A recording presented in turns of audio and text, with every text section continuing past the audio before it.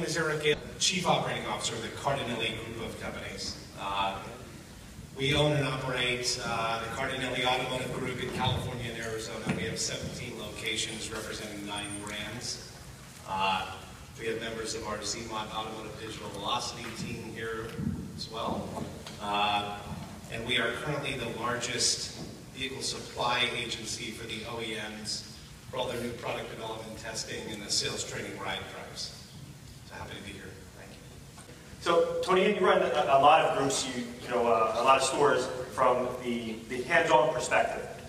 Erich, what's it like from a C-level executive standpoint? What kind of metrics are you looking for across your group, across your stores? Got a few minutes? We got a couple, so we'll move it along. Well, I am going to be mindful that it's most important metrics, plural. Yep. So I'm happy to share with all of you that there are a number of them. And one is not more important than the other. One without the other is an abysmal failure. So the first and foremost is a response time that is less than 10 minutes, period. If you're not there, you now know where you need to be. Is that fair? I mean, we're not there. Right. We're extremely aggressive. We are currently the #4 highest sales volume e-retail group in North America. And we have stores that are there, but not everyone. Tell you what again? Right. So that's first and foremost. The management confirmed to lead percentage. I am not interested in the hemorrhage of volume of leads. I hear people talking about 3,000 leads. That makes me sick. Okay? That's brain damage. How many units are you going to sell on 3,000 leads? At what expense to your team? Okay? Less is more. Go for the bottom of the funnel. Okay? Fish where you catch. Okay? So I would take 100 bottom of the funnel leads for the percentages I'm about to give you that will say it should very well be 75% of every opportunity should result in a manager voice-to-voice confirmed appointment, period. The next metric is the shown percentage of the manager voice-to-voice confirmed percentage. You see where we're going, okay? And that should be no less than 75%. Okay. We look at it every day, all day. We hold the entire group and every manager completely and totally responsible for that. If you cannot achieve those numbers, that's okay. You just can't wear our brand. I have just a few more ideas. Good. The close percentage of shown manager confirmed appointments needs to be no less than 80%. Okay. There is a reason why we market the way that we market. There's a reason we've developed processes the way that we have. We are in the money business. And so our last metric then is what is the cost to units sold, all in done, with one-to-one attribution. And I'm not talking about negative attribution where you're trying to figure out how to get there. I mean full-blown positive from the minute it was connected to the group. What is it? And if it's greater than 200, call it, because it shouldn't be. That's it. That's fantastic. So manager confirmed, voice-to-voice contacts, and you go from there. Correct. That's a tremendous stat. When you manager confirm voice-to-voice, it is amazing how quickly you start to purify the data in your CRM. Going into a weekend with 300 appointments that are bullshit, when your managers are going to sit there and speed dial and find the telephone number is to the local movie theater that happens to have a really long voicemail that got someone off their back, is not an appointment. When you start sending people home for wasting your time and burning our money, very quickly you'll understand that while I may not have a lot of appointments, they're real. And when they show, 80% of the time I have a car deal. In that respect, if I have 3 appointments at an 80% close rate, how many units did I sell? 2. Correct. I'll do that all day long. Okay? It's not magic, it's math, right? It's math. How about that? Amen. So we have some audience questions. Well, you guys have to have some questions about these metrics. Ron, gentlemen. I got a microphone here for you. There you go, sir. How do you perceive the process for manager's confirmation? Like, how quickly after an appointment is booked do you look for that voice-to-voice contact? What's the metrics? We always believe that the emotional connection that's established wherein lies I've earned said appointment, it should very well be immediate. Okay? And our belief is that if an appointment is confirmed, or scheduled, I should say, it's scheduled on a Tuesday for Thursday, why am I waiting until Thursday to confirm the appointment? Okay? The manager confirmation is not, hi, my name is Erich, and I'm the sales manager of, and I see that you're coming in. Great, thanks so much. Goodbye. The emotional connection that was established, the very desire and passion that I have to buy said automobile needs to be accepted and ignited in that phone call. Our expectation at that point is that you have already decided to buy. You are already emotionally connected to it. So I'm going to make a very big deal about the manager confirmation call. I'm going to congratulate you on the car that you're going to buy on Thursday. This is going to be an outstanding experience. Chris, to your point, the car will not only be pulled up with your name on it, it will be fueled, it will be cleaned, and oh, by the way, is there someone else joining you today? And their name is.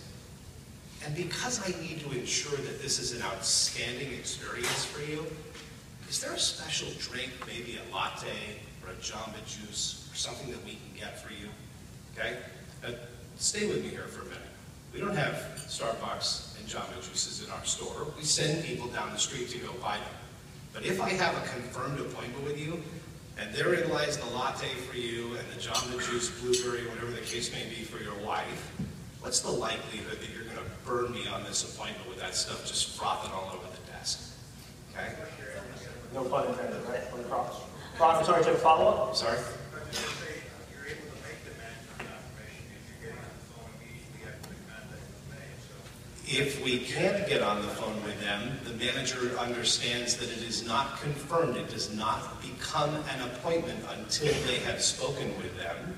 They also understand that based on those close ratios and all the work that we do to make the phone ring and our leads come in, this is them writing themselves payroll check.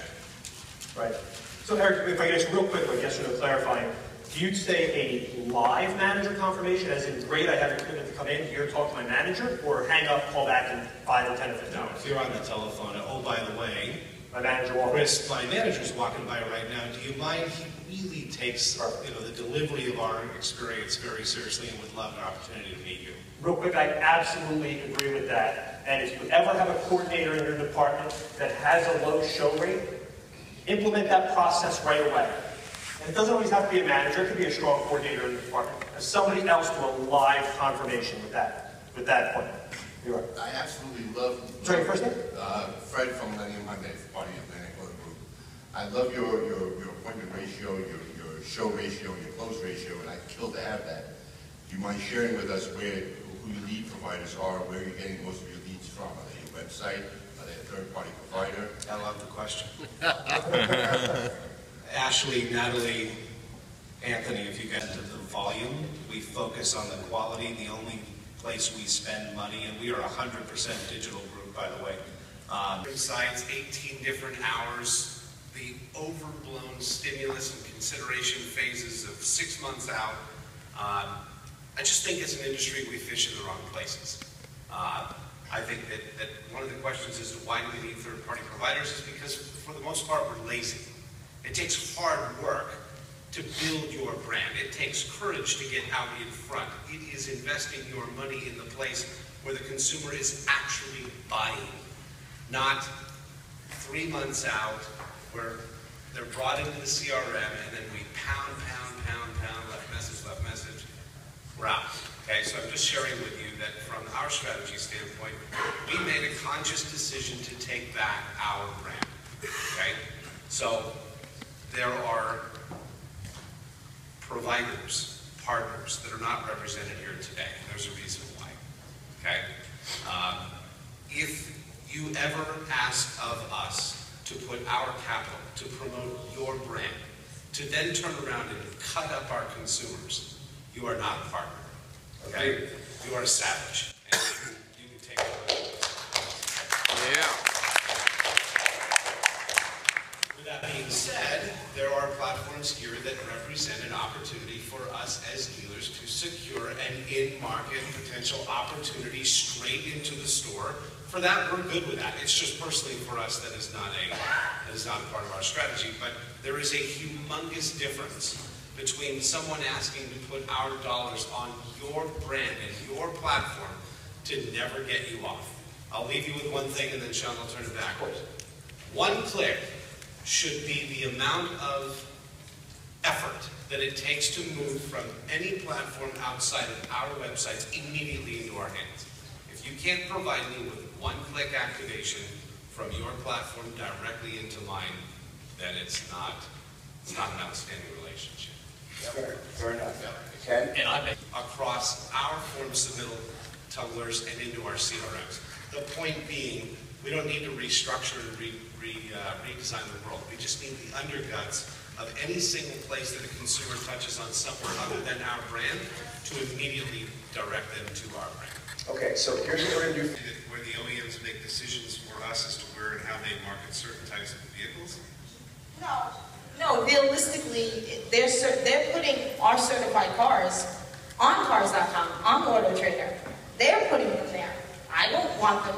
If I don't want to be part of Cars.com, why are you putting my inventory there that I certified to you? So my answer is we don't allow them to do that. And if that is something that they'll put into a particular feed aggregation, we have to be notified beforehand. So quite frankly, and I don't want to get off in the weeds. It's a whole other discussion about co-op. What brand are we serving? Why am I incentivized to do certain things that really don't have as much to do specifically with our brand? Again, I would just highly recommend that if you want them up at the top, reallocate the resources that you had originally intended for that and put them into long tail and display and targeted promotions. Perfect. Another question over here. We're still selling the same amount of vehicles that you before? Well, we sell a lot more units now, but here's why, okay?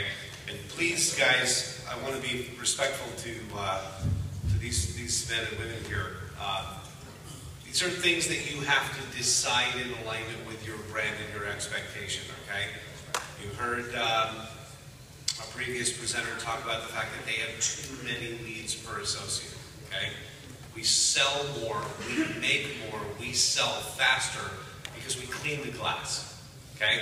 We removed all the unnecessary elements from our process and it is now extremely disciplined. That's a conscious decision, okay? So if I'm in the lead business because I'm lazy and I hire all these guys and tell them to spin the locks off on my checkbook and just send me everything you've got, well then I have 30 days worth of busy work. But I'm going to brain damage all of my people because they don't have any possible way to keep up with that, okay? So it is a quality-driven strategy, but I say it is not for everyone. You have to have the courage and the process to go there. Thank you. This is for Scott.